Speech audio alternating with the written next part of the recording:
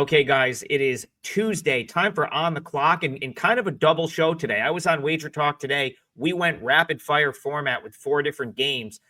So I said, you know what? I can't come on and do the same games, make you watch the same thing twice. So I'm going to do 4 different games than we talked about on WagerTalk today. Back to the old format, with the old format being the weekday format. I like the live version on the weekends, a little bit more interactive. We did it as part of last call on Saturday. I did it by myself here on X on Sunday. So hop in the comments. Let me know which you prefer. I'll probably continue to mix it up, but just let me know. Give me the feedback, good, bad, indifferent. I like to hear it. And we're going to get into the game. So remember, marquee matchup. I had to change this a little bit because the marquee matchup of the day is clearly Tennessee, Florida.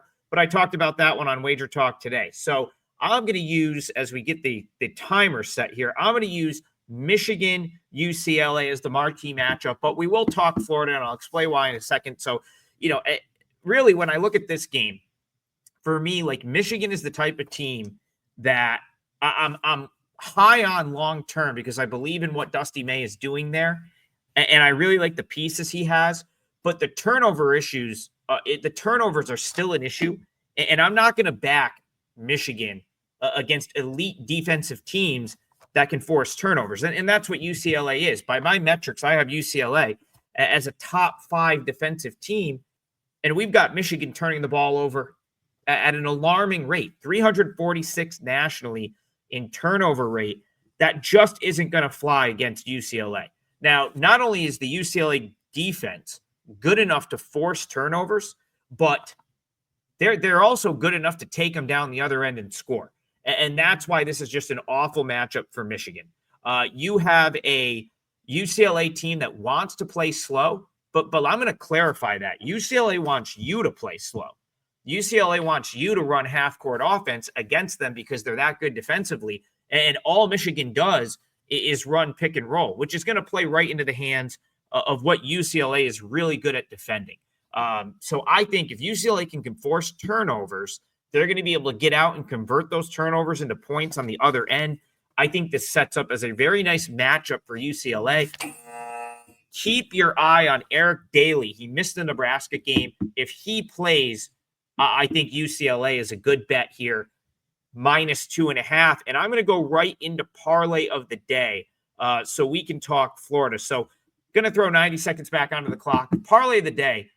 We'll go co-main event here. I talked about Florida, Tennessee, liking Florida on the money line on the on Wager Talk today. Missed the number. I mean, it never really got the number. This got down to like -135, -140. Instantly slammed. Florida back up. Now a 4-point favorite in some places, and as high as -170. So I will go use Florida to UCLA for parlay of the day.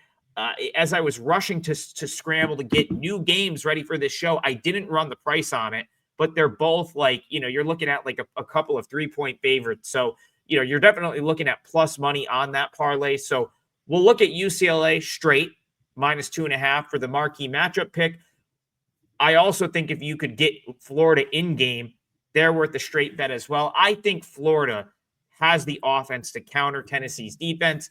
And that's where you can beat Tennessee. The team that's going to beat Tennessee eventually, which is going to happen at some point, is going to be a team that can score efficiently on their elite defense. I think Florida is that team.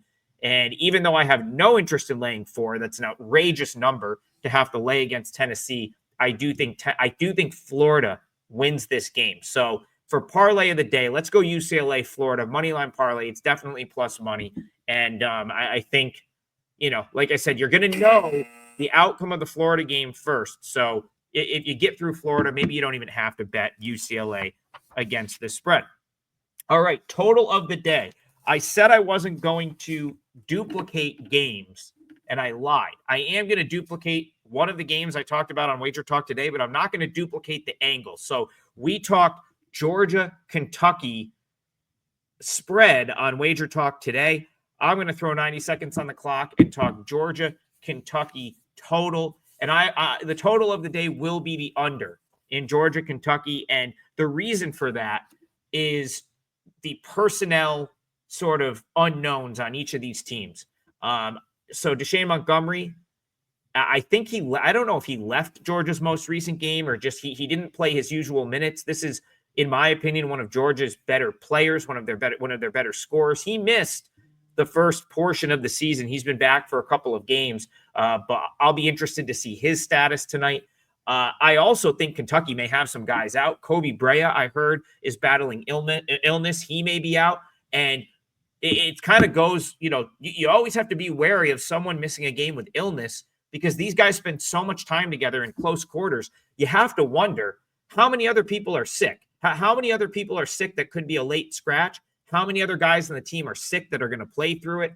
It tends, I mean, you remember COVID. I don't think this is that drastic, but remember COVID when you'd have guys just ruled out randomly right before tip, all of a sudden 3-4 guys are sick, they can't play. So we're definitely in illness season for college hoop.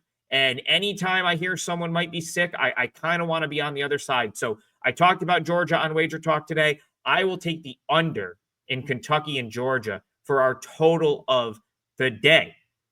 All right, I'm hitting the timer. I'm usually over. I'm coming right around 90 seconds on each of these. So let's move on to boots on the ground, and we're going to head over here to Buffalo. Well, yeah, we're going to head over to Buffalo, New York. Had to double check that because of how big the spread is, but no, Buffalo is an 11.5 point home underdog in this game. I've got the sweatshirt here. I was at this game 2 years ago when Ohio came to Buffalo right around the same time, like almost the same, like first week of January. Buffalo won that game. That was obviously a much better Buffalo team. But the point I'm going to make about this one is this number is wild. Like 11.5 here for Buffalo on their home floor is crazy. It has everything to do with where Buffalo has been in the market and where Ohio is perceived in the market. Now, I had Ohio as the best team in the MAC coming into this year. They're the team I thought would win this conference. They've been a little bit disappointing. I mean, some of that has to do with the fact Sharif Mitchell missed time, but I think it's safe to say that even with Ohio winning their MAC opener, this has been a disappointing team so far this year. And they kind of barely won it, squeaked by at Central Michigan. Buffalo's going to be one of the worst teams in this league, no doubt about that, but they're young and they're going to continue to get better. They play hard, they have athletes, and they're going to continue to improve. And not only are they all of that, but I think the way they play really makes it tough to bet against them because on the days they do show up and they're catching a number like 11.5, it's going to be tough for the opponent to beat them by margin. So Buffalo's kind of a play on for me in MAC play. I just couldn't do it here based on where I have Ohio rated coming into the season, but this number is crazy. So boots on the ground, Alumni Arena in Buffalo, New York, Amherst, New York, actually, for this one tonight. I like Buffalo plus the points. Let's go over to the poll play. We've got Texas Tech heading out to another building I've been to, the Marriott Center in Provo, Utah. Awesome building. So cool. 19,000 fit in there. It's just a sea of white shirts. They always get a great crowd. BYU always gets full marks for being at home. However, BYU might actually be at the travel disadvantage here.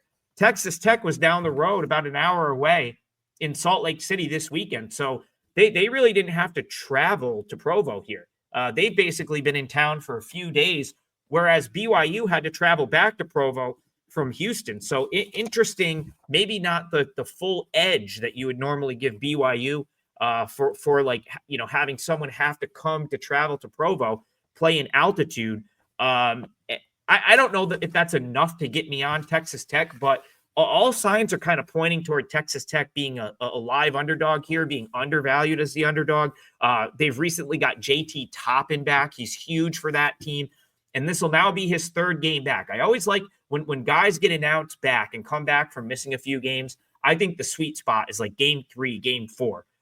It is kind of when they get back to their normal usage in most cases. So getting him back for Texas Tech is huge. And I have this right around a pick So any sort of plus points on Texas Tech, I think, is a reasonable bet.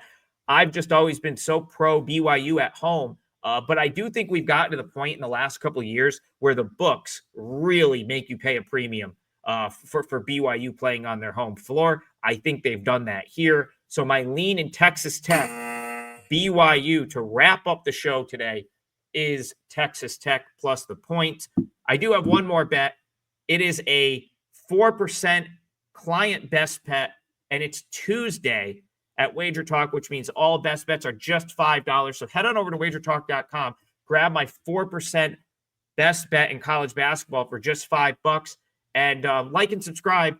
The more likes, the more subscriptions, the more WagerTalk wants me to do this show. So if you want to, if you want me to do this every day, drop a comment, like and subscribe, and I'll keep pumping these out. We'll be back tomorrow. Cash all your tickets tonight, and good luck. We'll see you guys soon.